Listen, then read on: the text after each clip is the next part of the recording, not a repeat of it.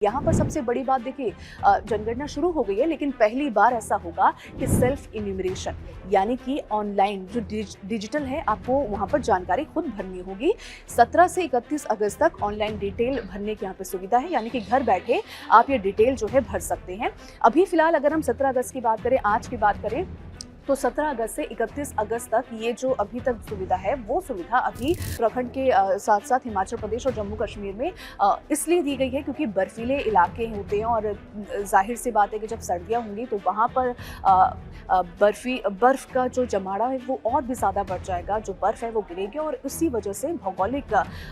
परेशानियों की वजह से वहाँ पर अभी हाल फिलहाल में जो है अब आबादी की गिनती शुरू हो चुकी है। तो सबसे पहले सेल्फ इन्यूमरेशन होगा, जानकारी आपको ऑनलाइन भरनी पड़ेगी कि आपकी कास्ट क्या है। इसी के साथ साथ आपको देखना होगा कि आपके परिवार में कितने लोग हैं, ये भी बताना होगा कितने पढ़े लिखे हैं। और साथ ही साथ इस बार जो है वो 3 सवाल सबसे ज़्यादा अहम होने वाले हैं। वो 3 सवाल ये हैं कि सबसे पहले आपकी जाति क्या है, आप किस धर्म को मानते हैं, और इसी के साथ साथ आपके अकाउंट की डिटेल भी एक तरीके से ली जाएगी, क्योंकि इस बार सरकार ये जानना चाहती है कि कितने आबादी है। इसी के साथ साथ ये भी जानना चाहती है कि इनकी जाति क्या है, क्योंकि आप सभी को पता है कि जाति का जो मुद्दा है वो कितना ज़्यादा अहम हो जाता है। चाहे वो रिजर्वेशन की बात हो, चाहे वो कॉलेज में अगर एडमिशन लेना है उसकी बात हो, और चाहे वो बात हो योजनाओं की, क्योंकि सरकार की ऐसे कई सारी योजनाएं हैं जो कि SC ST के लिए होती है और काफ़ी ऐसे जातियों के लिए होती है जो कि वहाँ पर अहम है जाति का जानना। इसीलिए इस बार जो है आज़ाद भारत में पहली बार ऐसा हो रहा है कि जाति को लेकर सवाल जो है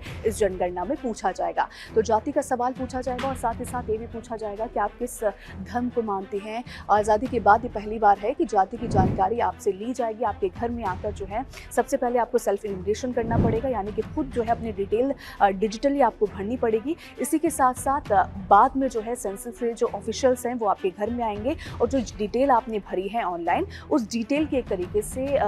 पुष्टि करेंगे, उस डिटेल की पूरी तरीके से जानकारी लेंगे। और सबसे बड़ी बात यह है कि अगर आप बता रहे हैं कि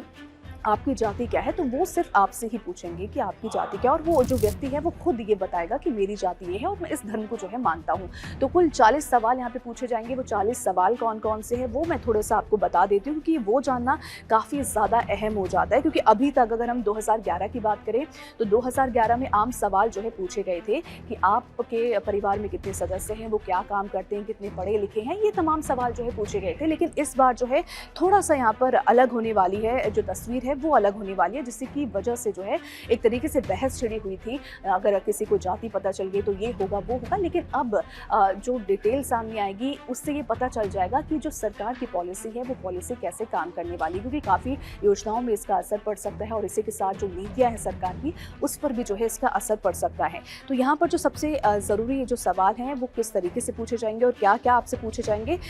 इन सवालों में आपकी उम्र क्या है ये पूछी जाएगी। इसी के साथ ये भी पूछा जाएगा कि आप शादीशुदा हैं या नहीं, आप कितने शिक्षित हैं, आपकी शिक्षा जो है कितनी है, और इसी के साथ साथ आप क्या काम करते हैं, किस धर्म को मानते हैं, आपकी जाति क्या है। और साथ ही साथ ये भी पूछा जाएगा कि जो कोरोना वैक्सीन है वो आपने ली है या नहीं ली है, आप वैक्सीनेटेड हैं या नहीं है। और इसी के साथ साथ आपके घर या फिर जगह आपकी घर की बदली है, ये तमाम जानकारी जो है इस बार पूछी जाएगी। और इसके अलावा इस बार आधार और वोटर ID जैसी पहचान से जुड़ी जानकारी के साथ बैंक खातों और कोरोना टीकाकरण, जैसे कि मैंने आपको भी बताया कि कोरोना जो वैक्सीनेशन है उसके बारे में भी आपसे सवाल पूछा जाएगा। आप सभी को बता दो कि